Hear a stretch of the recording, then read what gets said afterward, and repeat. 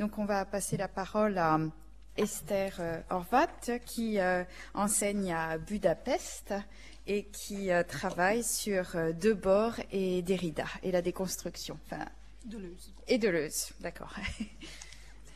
Bon, merci. Je commencerai par un fragment du paragraphe 6 de la Société du spectacle que je mettrai plutôt en exergue. C'est donc la suivante. Le spectacle, compris dans sa totalité, est à la fois le résultat et le projet du monde de production existante. Il n'est pas un supplément au monde réel, sa décoration surajoutée, il est le cœur de l'irréalisme de la société réelle. Et c'est le cœur de l'irréalisme du réel qu'il faudra prendre en considération aujourd'hui. La portée de l'irréel, du virtuel, du fictif et de leur réalisation, justement. Ce que j'aimerais questionner avec vous aujourd'hui, c'est la réalité et l'irréalité du spectacle et le rôle de la philosophie dans sa réalisation, tout comme dans son irréalisation. C'est la doublure, la différenciation en soi du réel qui sera donc en question. Je cite. « On ne peut opposer abstraitement le spectacle et l'activité sociale effective. Ce dédoublement est lui-même dédoublé. Le spectacle qui inverse le réel est effectivement produit. En même temps, la réalité vécue est matériellement envahie par la contemplation du spectacle et reprend en elle-même l'ordre spectaculaire en lui donnant une adhésion positive.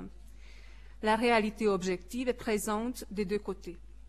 Chaque notion ainsi fixée n'a pour fond que son passage dans l'opposé. La réalité surgit dans le spectacle et le spectacle est réel. Cette aliénation réciproque est l'essence et le soutien de la société existante. » Fin de la citation. Puis, Debord constate que le spectacle est la fabrication concrète de l'aliénation, la production d'une puissance indépendante, une Weltanschauung devenue effective, matériellement traduite, une vision du monde qui s'est objectivée, puisque la séparation fait elle-même partie de l'unité du monde, et la pratique sociale devant laquelle se pose le spectacle autonome est aussi la totalité réelle qui contient le spectacle. Et le spectacle, en tant que cœur de l'irréalisme de la société réelle, est dit l'héritier de toute la faiblesse du projet philosophique occidental, qui fut une compréhension de l'activité dominée par les catégories du voir, qui ne réalise pas la philosophie, qui philosophie la réalité, et je cite, « c'est la vie concrète de tous qui s'est dégradée en univers spéculatif ». Debord refuse le titre de philosophe, il se veut stratège plutôt. Il doit pourtant traiter des problèmes profondément philosophiques. L'abstraction et l'irréalisme du monde moderne, l'illusion effectivement réelle d'une unité irréelle dans un monde réellement renversé, la totalité spectaculaire qui advient à l'unité organique de la vie de jadis, la conservation de l'inconscience dans le monde d'illusion, la constitution de la fausse conscience, tout cela nous impose un questionnement philosophique, voire ontologique. Une stratégie philosophique peut-être. Car le spectacle est un défi lancé à la pensée qui se veut pure, qui résiste à la domination du voir.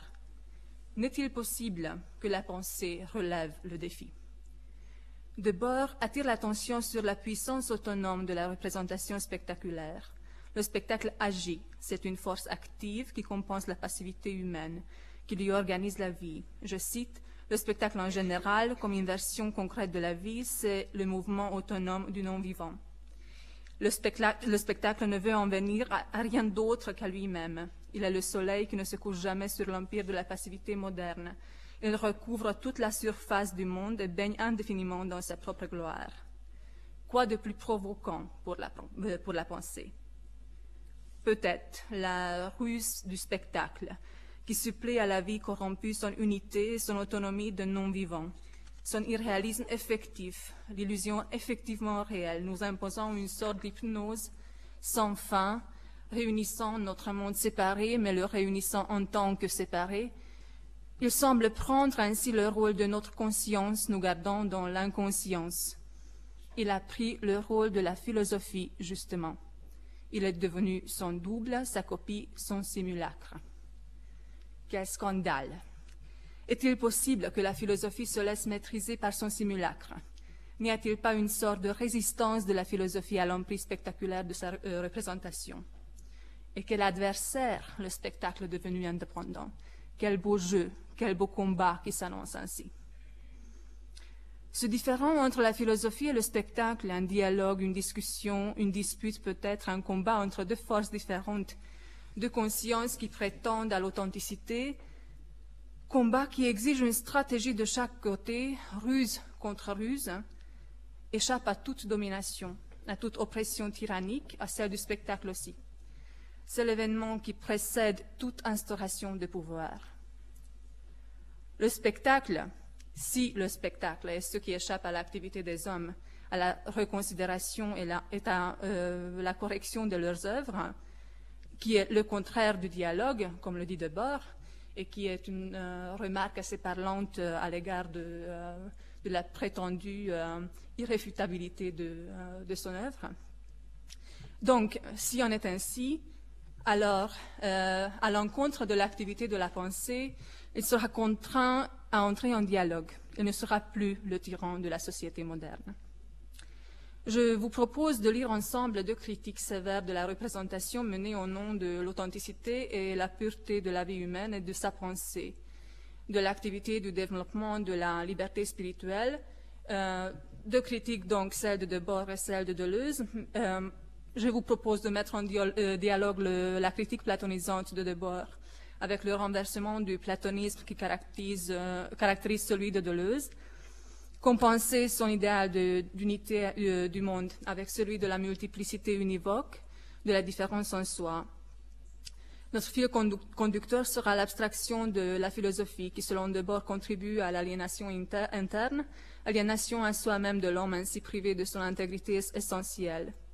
On va tenter de confronter cette critique avec la pensée deleuzienne de l'autopurification de la philosophie tenant à se débarrasser de sa conscience métaphysique par la mise en œuvre d'une pensée immanente, nonobstant profondément abstraite, en deçà et au-delà de toute présence et conscience humaine. L'abstraction sera ainsi le milieu propre à l'immanence et le dépassement de la représentation s'effectuera par et dans la représentation même. Notre objectif sera donc de toucher juste au cœur de l'irréalisme du réel. Dépasser la philosophie dans la philosophie ou engendrer l'acte de la pensée dans la pensée même, c'est là que la philosophie authentique commence, selon Deleuze. C'est cela l'unique tâche de la pensée digne de ce nom. Il faut recommencer, refonder la philosophie à chaque instant, mettre en œuvre ainsi sa répétition fondamentale, tout un appareil philosophique, l'éternel retour de la philosophie, si je peux dire. Le renversement du platonisme, qui commence chez Deleuze par la relecture de Platon depuis Nietzsche et Bergson, finira ainsi par se ritournelle à mettre à danser, à vibrer et à jouer la pensée. Le mouvement authentique de la philosophie deleuzienne se réclame un espace, une structure authentique pour s'y installer. C'est le théâtre et le cinéma et leur dynamisme interne. Étrange critique donc de la représentation qui lui oppose le théâtre, le cinéma, voire le simulacre, comme instance d'authenticité. Je cite. Les dynamismes et leurs concomitants travaillent sous toutes les formes et les étendues qualifiées de la représentation et constituent plutôt qu'un dessin un ensemble de lignes abstraites issues d'une profondeur inextensive et informelle. Étrange théâtre fait des déterminations pures, agitant l'espace et le temps, agissant directement sur l'âme, ayant pour acteur des larves et pour lequel Artaud avait choisi le mot cruauté. Ces lignes abstraites forment un drame qui correspond à tel ou tel concept et qui en dirige à la fois la spécification et la division. C'est la connaissance scientifique, mais c'est aussi le rêve et aussi les choses en elles-mêmes qui dramatisent. Un concept étant donné, on peut toujours en chercher le drame et jamais le concept ne se diviserait ni ne se spécifierait dans le monde de la représentation sans les dynamismes dramatiques qui le déterminent ainsi dans un système matériel sous toute représentation possible. Fin de la citation. Le fragment date de 1967. Il met en évidence le centre autour lequel gravite l'œuvre deleuzienne, là encore, autour du cœur de l'irréalisme de sa pensée réelle. Ce sont les dynamismes spatio-temporels qui organisent le champ de la philosophie deleuzienne. Donc, qu'est-ce que la philosophie? Il conclut à donner le modèle même de la pensée. Qu'est-ce que la philosophie? Elle la mise en œuvre d'un appareil philosophique, lui-même un œuvre modèle de la pensée, machine qui se fabrique elle-même comme prototype d'une fabrication en série de la philosophie. Pour faire de la philosophie, nous avons alors besoin de concepts comme entité, créatures de la pensée, des personnages conceptuels comme opérateurs, acteurs, créateurs, et des plans d'immanence comme le fond abstrait de la création. Ils vont fonctionner comme scène, acteurs et drames qui donneront le spectacle de la philosophie. C'est cet engagement qui mettra en œuvre, c'est-à-dire d'emblée en scène, le drame de la pensée en actualisant la pensée originairement virtuelle, abstraite. Pro-philosophique, devenir philosophie. Philosophie, c'est la ligne abstraite de la pensée en devenir, actualisée dans le système dramatique plan d'immanence, personnage conceptuel, concept. J'aimerais vous attirer l'attention sur l'élément, à mon avis, central de cette machinerie, sur les personnages conceptuels. Ils sont des intermédiaires entre le concept et le plan préconceptuel allant de l'un à l'autre, dit Deleuze. Puisque la création ne va pas de soi, il lui faut des opérateurs, des créateurs, des intermédiaires, il lui faut donc des penseurs. Le personnage conceptuel opère les mouvements qui décrivent le plan d'immanence du philosophe et intervient dans la création même des concepts. Mais il n'est pas le représentant du philosophe, c'est même l'inverse, dit Deleuze. Le philosophe est seulement l'enveloppe de son principal personnage conceptuel. Le philosophe répète ses personnages, il joue leur rôle. Et pourtant, le personnage conceptuel n'a rien à voir avec la personnification abstraite, un symbole ou allégorie, car il vit, il insiste. Il est l'autre du philosophe, l'autre le plus intime, l'hétéronyme du philosophe, comme le dit Deleuze, son simulacre. Le simulacre, ici, personnage conceptuel, est la plus haute puissance de la pensée, et le destin du philosophe est de devenir son ou ses images, son ou ses personnages. Le personnage est le devenir, ou le sujet d'une philosophie. Et c'est toujours un personnage conceptuel qui dit « je » dans une philosophie. Il est le sujet d'une philosophie représentée par le philosophe en personne. C'est lui, le personnage conceptuel, qui affirme la pensée et dans la pensée même. C'est lui donc qui engendre l'acte de penser dans la pensée même. Mais le personnage conceptuel est vide, il n'est rien. Le personnage conceptuel est une personne nulle, pré-individuelle, dont le philosophe en chair et en os sera l'actualisation, image de son image. L'action proprement dite n'appartient à personne, elle appartient à cette personne virtuelle, un acteur sans personnalité dont le philosophe a joué inconsciemment le rôle. C'est cela l'automate spirituel par lequel la pensée s'effectue. Elle reste ainsi pure, mouvement pur, l'en-soi de la pensée, avant son appropriation par le philosophe qui ne peut que représenter cette pureté. Le personnage conceptuel est un automate pensant, presque vivant, un simulacre qui porte la différence en soi, ambivalent, voire ambigu, porteur de l'ambiguïté ciné-théâtrale du modèle deleuzien. Il fonctionne un peu comme la monade leibnizienne, reprise d'ailleurs par Deleuze dans Le Pli. Le monde physique ainsi que celui métaphysique est essentiellement plissé ici, car la machine de l'être fonctionne en se pliant soi-même. Elle crée ainsi des intérieurs. Ce sont des espaces intimes qui auront une forme, qui seront des êtres visibles. Physique et métaphysique deviennent ici le dehors et le dedans du même pli ontologique. Ce qui prend vie est une organisation, un organisme des plis, développé, enveloppé, impliqué, expliqué, et la vie matérielle et spirituelle est un processus d'organisation dont le pli est la règle. C'est la pliure matérielle spirituelle qui organisera la vie. La monade est l'intériorité plissée par excellence, un point métaphysique presque fermé, un dedans qui communique avec son dehors grâce à une petite fente qui rend possible la pénétration de la lumière dans son intérieur, et grâce à cette intrusion, elle aura une image de son dehors projetée sur ses murs intérieurs. Elle sera elle-même image de son dehors.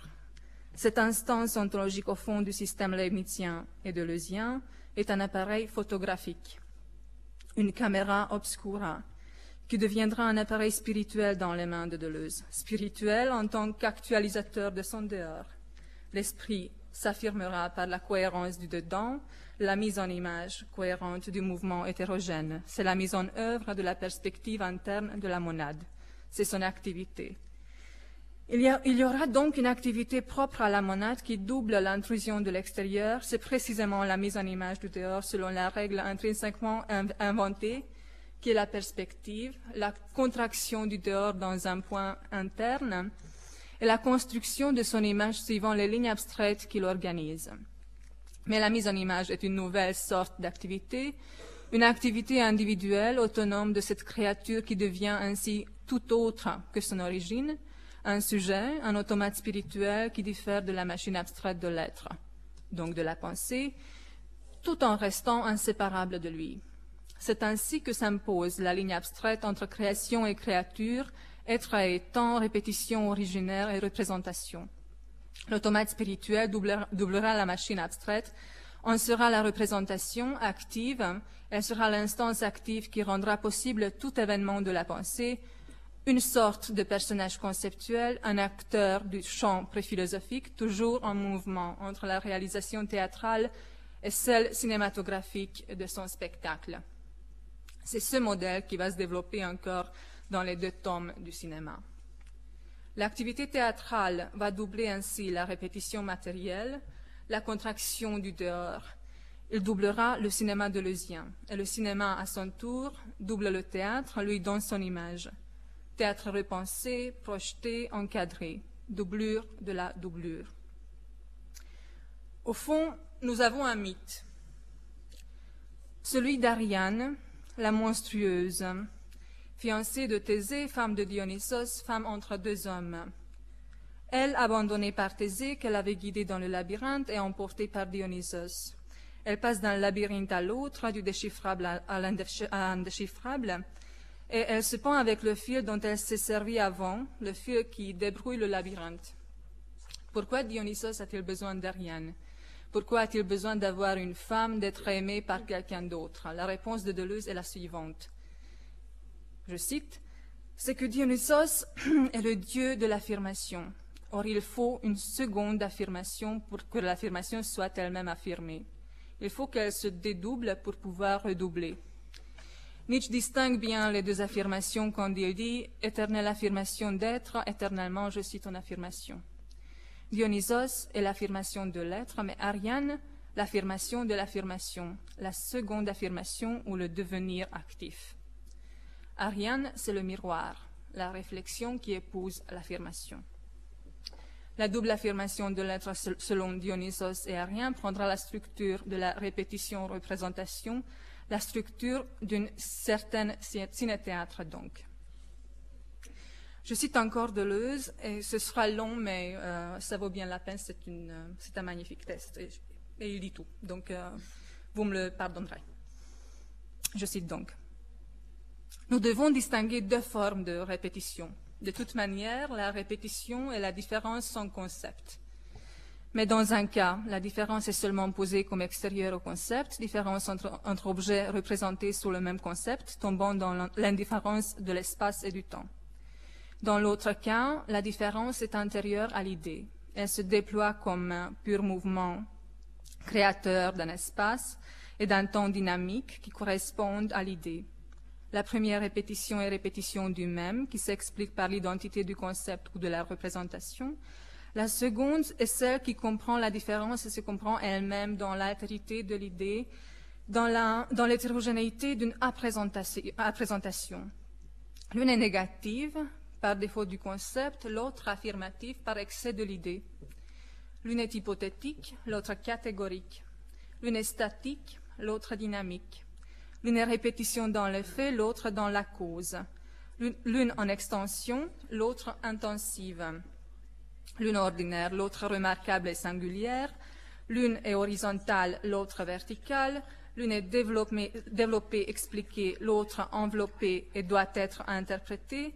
L'une est révolutive, l'autre d'évolution. L'une est d'égalité, de commensurabilité, de symétrie. L'autre fondée sur l'inégal, l'incommensurable ou le dissymétrique. L'une est matérielle, l'autre spirituelle, même dans la nature et dans la terre. L'une est inanimée, l'autre est le secret de nos morts et de nos vies, de nos enchaînements et de nos libérations, du démoniaque et du divin. L'une est une répétition nue, l'autre une répétition vêtue qui se forme elle-même en se vêtant, en se masquant, en se déguisant. L'une est d'exactitude, l'autre a pour critère l'authenticité. Les 2 répétitions ne sont pas indépendantes. L'une est le sujet singulier, le cœur est l'intériorité de l'autre, la profondeur de l'autre. L'autre est seulement l'enveloppe extérieure, l'effet abstrait. La répétition de dissymétrie se cache dans les ensembles ou les effets symétriques. Une répétition de points remarquables sous celle de points ordinaires, et partout l'autre dans la répétition du même. C'est la répétition secrète, la plus profonde. Elle seule donne la raison de l'autre, la raison du blocage des concepts. Et dans ce domaine, comme dans le Sartor Sartus, c'est le masque, le déguisé, le travesti qui se trouve être la vérité du nu. Nécessairement, puisque la répétition n'est pas cachée par autre chose, mais se forme en se déguisant, ne préexiste pas à ses propres déguisements, et en se formant constitue la répétition nue dans laquelle elle s'enveloppe. Fin de la citation. Répétition nue donc est son enveloppe, Dionysos et Ariane. La répétition est sa représentation, cinéma et théâtre. La doublure de la répétition en tant que répétition de l'idée est celle du concept, qui est sa représentation. On peut penser donc le couple répétition-représentation comme dédoublement de la répétition en soi, et c'est cette doublure, ce jeu de différenciation qui donne le spectacle fondateur de la pensée. Par ce dédoublement, la représentation devient représentation de la répétition, représentation du mouvement pur de la pensée deleuzienne. L'une sans l'autre reste impensable. La représentation ainsi s'authentifie.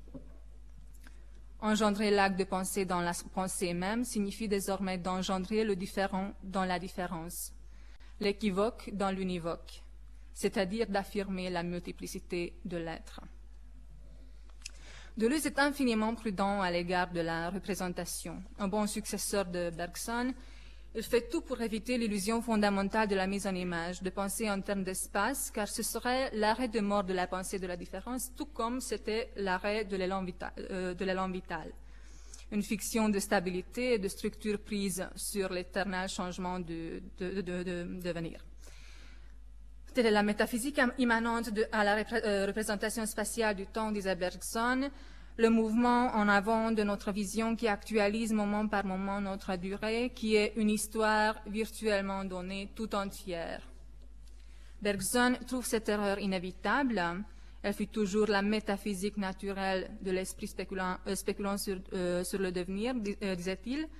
C'était déjà l'illusion fondamentale du platonisme, l'illusion cinématographique, qui se contente des images figées du réel enchaînées par un mouvement abstrait, mesurable par le temps spatialisé. La tâche de la pensée serait alors de se tenir à l'écart de cette fiction propre à toute pensée structurée, à tout savoir scientifique, pour le dire avec Deleuze, de renverser le platonisme et de se tenir à l'unique réalité qui serait le temps de ce qui est, le temps du monde, temps comme multiplicité sans divisibilité et succession sans séparation, comme le disait Bergson, multiplicité en soi qui assure la continuité de création de l'univers, temps immanent, entièrement vécu, l'étoffe même de notre être et de toute chose, le temps qui passe entre les choses, un temps pur, virtuel, mais d'une réalité incontestable, coextensif à la création du monde. Deleuze tient à réaliser une philosophie digne de Bergson. Il tient à penser en termes de temps pur, et le néoréalisme cinématographique lui ouvre une voie insolite. Deleuze y découvre un cinéma qui n'opère plus avec des images fixes enchaînées par le mouvement abstrait du caméra. Désormais, les images bougent en elles-mêmes, le film se comprend en lui-même, sans le fil conducteur de l'abstraction spatiale, il devient ainsi absolument réel. L'image-mouvement et l'image-temps présentent deux aspects de réalité, deux points de vue sur le monde, deux axes, deux dimensions distinctes et autonomes du réel. Deleuze admet beaucoup de transitions possibles entre les deux sans valoriser l'une plus que l'autre. Il rejette toute hiérarchie possible entre les différentes images. Il met en avant le dialogue des deux. Il précise tout de même que l'image-mouvement est déjà une image du temps. Elle constitue le temps sous sa forme empirique, elle est chronologique, elle est l'image de chronos, présentation indirecte du temps lui-même, d'aion. L'image temps en sera la présentation directe dans le cristal. Et comme Chronos est une représentation d'Aion, on pourrait dire la même chose de leurs images. L'image temps sera au fond de toute image-mouvement, dans la profondeur de tout phénomène, de toute synthèse de surface. Au fond de tout ce qui est, il y a le temps en lui-même, Aion en personne. Et avec le néoréalisme, il se fait voir. Cela donne une nouvelle forme de réalité, un plus de réalité, surcroît de réalité, réalité mentale, création mentale, une sorte de réalité-fiction, une image qui condense le virtuel et l'actuel, le réel et l'imaginaire. Je cite, « C'est ce qui arrive quand l'image devient image-temps. Le monde est devenu mémoire, cerveau, superposition des âges ou des lobes, mais le cerveau lui-même est devenu conscience, continuation des âges, création ou poussée des lobes toujours nouveaux, recréation de matière à la façon du styrène. L'écran même et la membrane cérébrale où s'affrontent immédiatement, directement le passé et le futur, l'intérieur et l'extérieur, sans distance assignable, indépendamment de tout point fixe. » Fin de la citation. Le temps est donc devenu cerveau-conscience, une conscience filmique qui se fait voir dans l'image-temps, l'indiscernabilité visible de couches temporelles reflétées l'une sur et par l'autre. C'est le temps en personne qui surgit dans le cristal de Deleuze et qui ne cesse de recommencer son dédoublement sans aboutissement. C'est lui-même, en tant que cristal, en tant que sa propre réflexion, son pli, le soi du temps, sa figure, sa représentation. Donc, c'est la représentation qui donc se divise ici, dans l'image temps. Nous avons désormais une sorte de conscience filmique qui se présente en tant que conscience pré-individuelle et impersonnelle qui est vraiment très chère à Deleuze. J'ai eu une courte description de la conscience en tant que synthèse temporelle qui s'impose comme représentation. Et donc, une conscience représentative qui double une conscience de la répétition ontologique pure, qui est donc une conscience à l'image d'Ariane, qui double une conscience pure à l'image de Dionysos. En tant que répétition active, la représentation a un rôle constitutif dans le système ontologique deleuzien. Elle est la doublure de la répétition authentique, son simulacre, mais en tant que simulacre, elle s'inscrit dans le système d'authentification. Elle peut prétendre en tout droit à l'authenticité selon les règles de ce système même. Souvenons-nous, Dionysos est l'affirmation de l'être, mais Ariane l'affirmation de l'affirmation, la seconde affirmation ou le devenir actif. C'est cet devenir actif qui nous importe ici. La représentation n'est rien d'autre que ce devenir actif indispensable. Nous sommes en représentation en tant que conscience active et nous ne sommes pas conscience qu'en entrant en représentation. Puisque la représentation est l'aire de jeu de l'idée authentique, dit Deleuze, la scène installée par elle-même. Nous n'avons donc que d'y jouer, de prendre notre rôle activement, la doublure spectaculaire est la règle du monde actif. Il nous faut retrouver l'activité à l'intérieur de cette doublure même. Le spectacle décrit par Debord nous condamnant à la passivité dupe inconsciente nous sort de ce monde et le refus de son jeu ne suffit pas pour conjurer cette exclusion. Mais le spectacle n'exclut pas ceux qui choisissent que ceux qui choisissent la passivité. Il invite tous les autres à participer à son jeu. Il nous faut entrer en jeu, en contact, en dialogue. Il faut l'activité humaine opposée à l'activité inhumaine, l'œuvre spectaculaire opposée à l'œuvre du spectacle, comme Debord l'indique bien, mettant en œuvre, mettant en image même les idées de la société du spectacle. Je vous remercie. Merci.